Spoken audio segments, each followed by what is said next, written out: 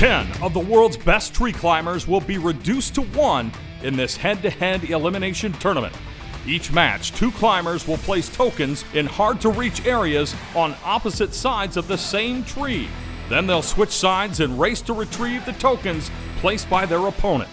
The first climber to remove all of the other climbers' tokens wins the game. This is Notch Equipment's Capture the Canopy. This is Capture the Canopy. Thanks for joining us, everyone. Game 7. It is an elimination round. And with me right now, Travis Vickerson and tree cutter Doug Kochtrop, who is competing. He's one of 10 world-class competitors here at Capture the Canopy. The winner takes $1,000 and bragging rights. The bragging rights are far more important, for sure. There is the tournament bracket right there as we see. Double elimination tournament. We are currently in the L2, L5 game. And there we are. We are going to be looking at Cameron Lundin against Stephane. And for those tuning in, this is an elimination game. One of these will go home. Yep, absolutely. And one will get some redemption and hopefully press a little further on into the competition. Who will survive this next game? Will it be no bets. Cameron Lundin, 6'2", 10-year climber, king of the Canopy, 2017 winner. He was on my team. Yep. It was awesome. Oh, there you go. Yeah. And Stephane. Both of these guys wanting it bad because they don't want to go home. Stephane, a decorated French competitor, king of the Canopy, 2017 runner-up. The Walrus. The Walrus. But he is such a graceful climber. 5'10", graceful. 216 pounds, and graceful and hungry for a win. Oh, yeah. We are getting ready to start. They will start at the top of the tree and have 4 minutes to install their tokens. Looking up at them, it looks like they've both chosen to take quite a few tokens with them. Stephane looks like he might have 6 with him or 5. It's hard to tell from this angle. And Cameron has chosen at least 4 that I can see. What do you see there, Doug? I think Cameron's got at least 4. I would bet that Cameron's strategy is going to be to put him out on some hippie tips. I know I would if I was going against Stephane. One of the big things we've seen here so far has not just always been about strategy and placement, but penalties have played into it. But more than anything, the retrieval section of this tree has just been grabbing and holding tokens and not letting them fall. Indeed. And it really has been a soul crusher. Okay, and they're both on DRT as we're seeing. No, they are both single roping. Oh, they are single roping. They are both single roping. Okay, he just dropped. Okay. Yep. Okay. They're both at the hub. You know what, though? We have seen Stephane double rope earlier, and I was surprised to see him change to single rope. There we go. Okay. It was a shock to me as well. So these guys are going to go set as many tokens as they can in their half of the tree. Then they'll switch sides and then race to remove the most tokens they can. Cameron that was set by the other climber. He has not climbed double at all, and he is climbing double now. He is on DRT. Wow. Okay. What a change, folks. What a change. 2 competitors that have been consistent in their climbing styles that have opted to change for this round. Both of them, they just straight switched it up. Well, if it's not working, sometimes you got to change it. Yeah.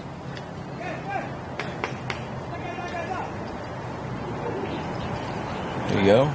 Walrus having a little trouble getting some footing. This is high stakes. This is a high stakes elimination game right here. That is a fun branch to scramble out on. The Cameron's headed for. Oh, yeah. The Walrus leaning out there. Just putting it all on the line, leaning out with that heel hook. That piece sticking out on the lower right part of your screen is where Cormac Nagin placed a very, very tricky token. Look at that. The bag did not make it to the ground. You were just bag did not make it. How we have not seen that happen yet. You can try to pull it up. That is one thing that has pull not all occurred. of the. You can try to pull it up and move it. Hopefully somebody is talking to him and letting him know that. Yep. He's going to try to do that. This is going to cost some time, though. This is definitely costing him time. So, Doug, as a strategist, would you take the time to pull it up, or would you go down and try to fish it out? There, you got it. It really depends on the route got it that down. he's got in his head. It really does. Stephane has one down now. Cameron's got one up. Cameron's got one He down. has gone a long way out on that tip. Yeah. Yeah, and Cameron's got a good set. Both of these guys are pretty tall, so the reach is probably pretty close to each other, wouldn't you say? Yes, sir. Yep. Indeed. Cameron on double rope. A big branch breaks out. Oh, that's going to hurt. I wouldn't call that big, but that is definitely painful. That's big enough to be a penalty there, Doug. It's going to be a penalty. I would have to agree. So that's going to change things, folks. That could be If it's a 1 inch, that's going to be one less token that Walrus has to retrieve. Yep, that could be one token. That one. But he still has to try to place as many as he can. He can place now. Absolutely. And he has to do it. Got to place all you got with you now, Cameron. 2 minutes to And this was things, changing up the strategy and going double rope might have hurt Cameron on this one. Yeah. 2 minutes left here. Halfway through. Moving down. Let's see where Cameron's going next, folks. The Walrus has worked his way back in from his second set. Cameron's got to get it into fifth gear here. He's got to get it into fifth gear here because he's got to start talking about. He's got to start placing more tokens. Cameron told me he hasn't been climbing a ton this season, really since Jambo. He's got a rocking company. And look at them side by side. Holy moly! It is a drag race sure out. Look like it though. There he look goes. at him scramble. I think he heard me. Cameron just turned on the afterburners to get out here on this limb to place this other token here. That would be his second. Now, Stephane looks like he's setting up a nice redirect out there on the end. He's tailing his line down, setting up for a good redirect. Cameron's working the underside of that branch like a monkey. Stephane working those Gotta muscles get him hung, on that Cameron. Come line, on, buddy. especially since he had to do that because his token got caught up. So he's. Folks, at this point, if Cameron can't get another one hung, Careful, Cam.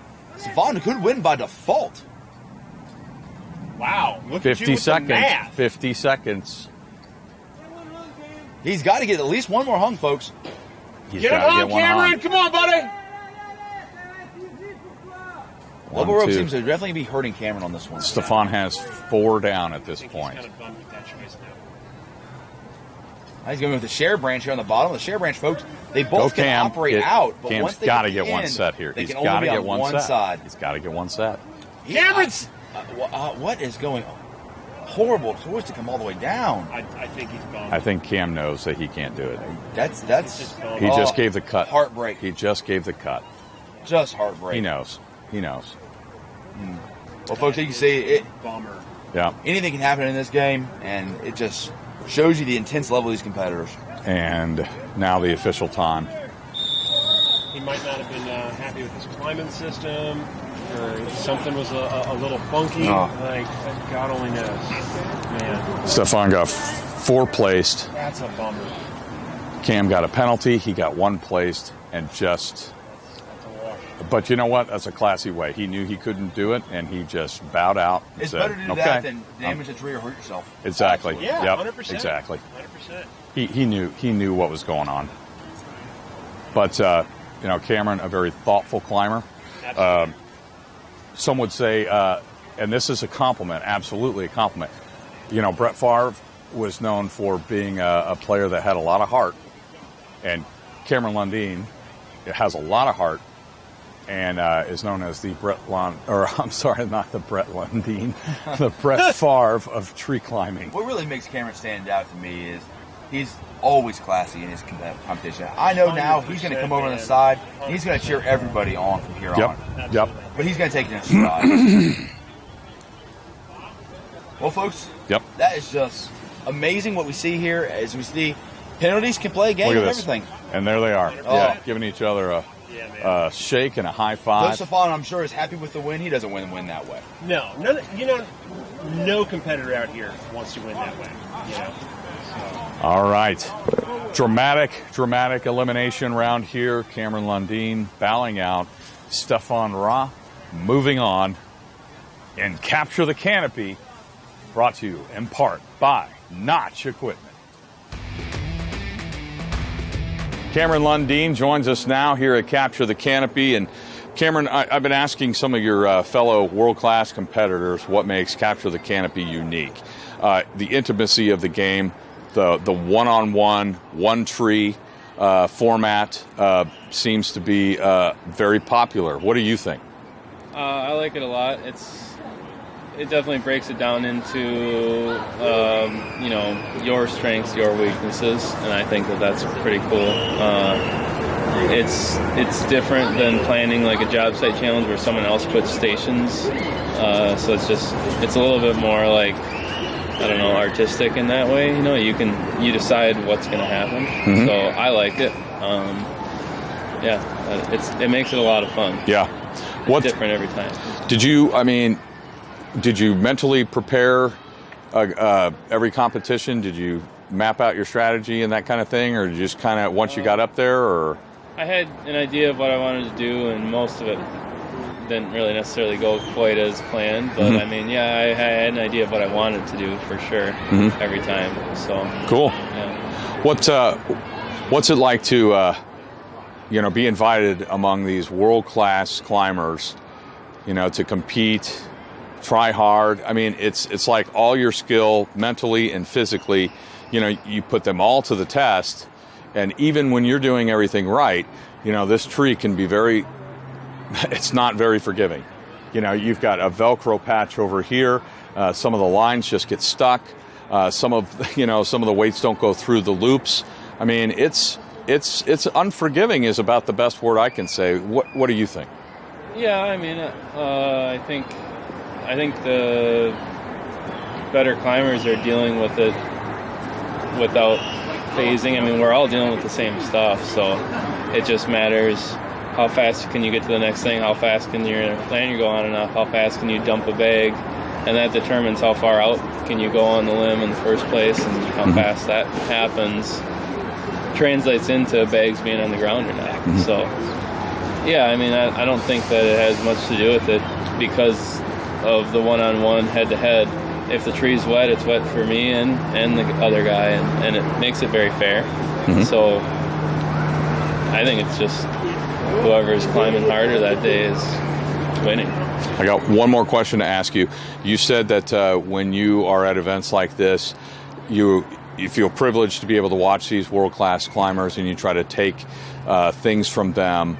What did you learn anything? Have you learned anything as Capture the Canopy progresses?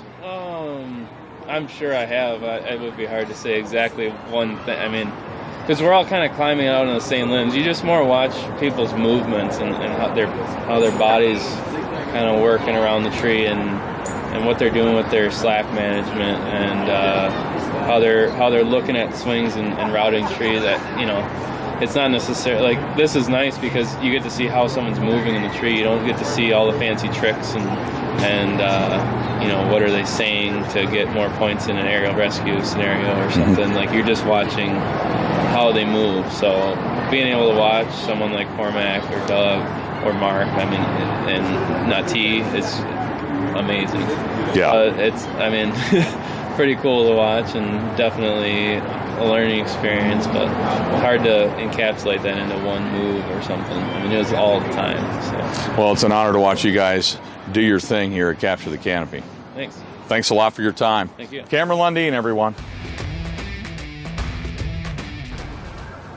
And this is Capture the Canopy, brought to you by Notch Equipment. I'm Jake Miller. This is Travis Vickerson. And joining us now, Kevin Bingham. He is a competitor here, one of 10 world-class competitors here, competing for all the glory and $1,000 in cash. And this is an elimination game right here. Game 8 against Jesse Bouchard-Nestor and Ryan Torcicollo. So, gentlemen, thoughts as we look at the bracket here? Well, we've already had, one competitor eliminated. We're on to the next elimination now, and this is really getting suspenseful. Things are definitely shaking up. Where are you looking at? Well, Jesse's dealing with a pretty good injury he sustained yesterday, sort of a pulled shoulder muscle. He even considered not competing at all.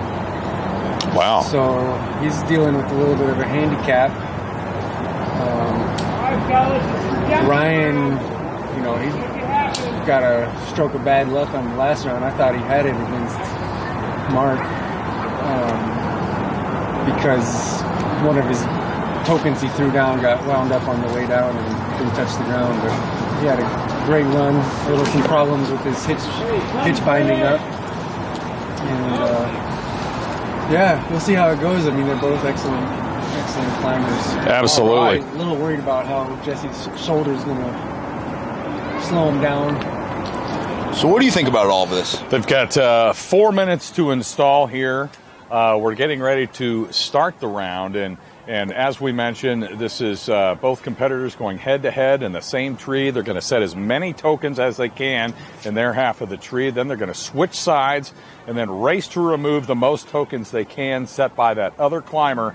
And the climber who removes the most tokens wins the game, and all of this happens in less than 14 minutes. And this white oak has been notorious for getting the tokens hung up here on our left of the tree here.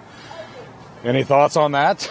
Well, we've seen it time and time again where they're getting hung up, so they have to be very diligent in how they're dropping them as well as retrieving them.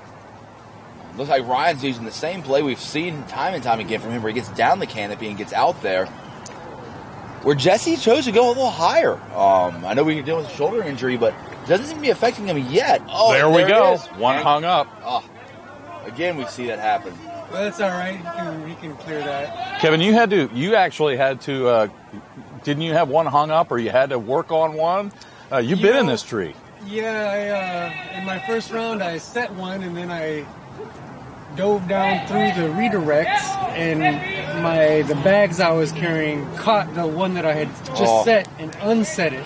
Oh. And then I was all tangled up in the line of the bag, and that kind of threw me off my game a little bit. I know the frustration of that in a work day, in a competition, it is just crushing sometimes to have that. You got to problem solve that, and it eats up so much time. Yeah, I mean, I think I spent a good 45 seconds just untangling myself from the line. But, that's what part of the game. You got to, watch all the ropes and know where you are. So absolutely.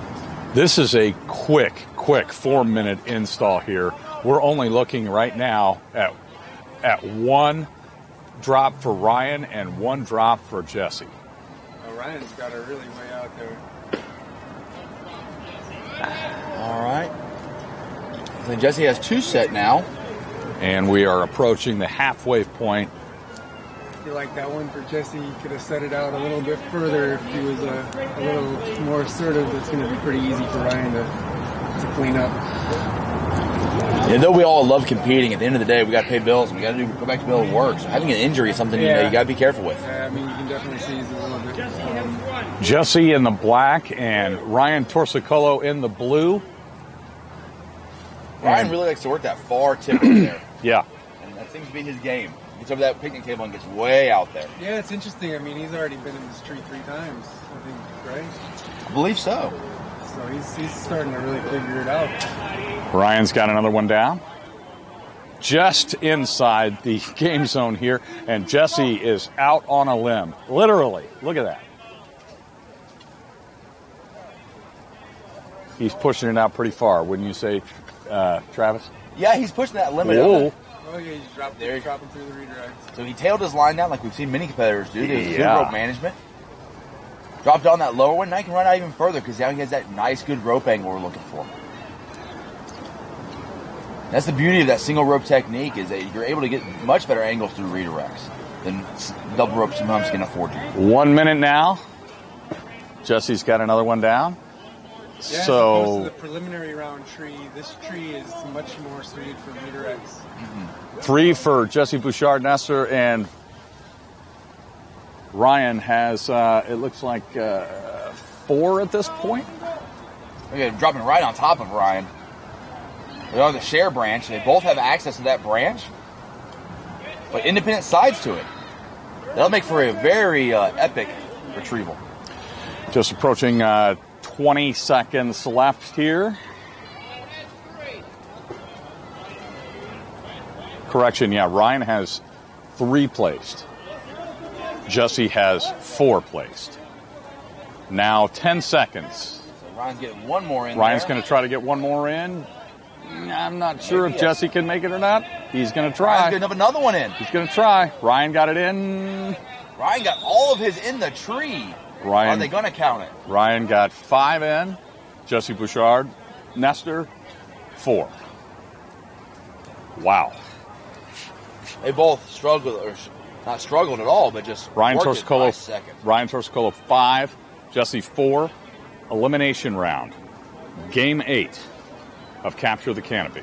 they are going both to. Have an interesting retrieval here. They've got some redirects going on. I imagine they'll be able to get it in time, but they're going to have to do some work to get their lines parallel. They have made their descent. They're going to reset their lines, and they're going to ascend up to the tree. Got a little bit of a tangle. Yeah, he's going to have to work that through there. And then they will start the removal portion of the game. That is 5 minutes to remove those tokens. And Ryan, Jesse's got 5 to remove, and Ryan's got 4 to remove. So should be very interesting. Oh, he's got a bad hang up there. No, he's stuck. He's stuck. Yeah, he did it backwards. He pulled up. Yeah, he's not going to be able to get down his line at all. What's the rules on that? I don't know. That's a head judge call there. Well, I mean, you're going to have somebody climb up there and clean that up. He's got basically a full pitch up there. Yeah, there's no way to retrieve that. Oh, he used a retrievable. He was trying to do a retrieval redirect. Yeah, he has a cool system he's come up with for retrieval redirect. You know what he was just telling me about? He had a trick up his sleeve, and I didn't even notice that. But I guess the trick up his sleeve didn't really work out for him. What he's going to have is loose gear in the tree. That's going to stay in the tree now. That's going to be a penalty. Yeah, the descent. Yeah, that's a penalty. I believe he has expired. And, he's getting another penalty because he's over the 30 seconds. Yep. Oh, bummer. Dang, that's a rough day for Ryan. Well, we'll see. I mean, he can still make it up. He's got some good pieces set. Penalty for Ryan now. He's got some good pieces set.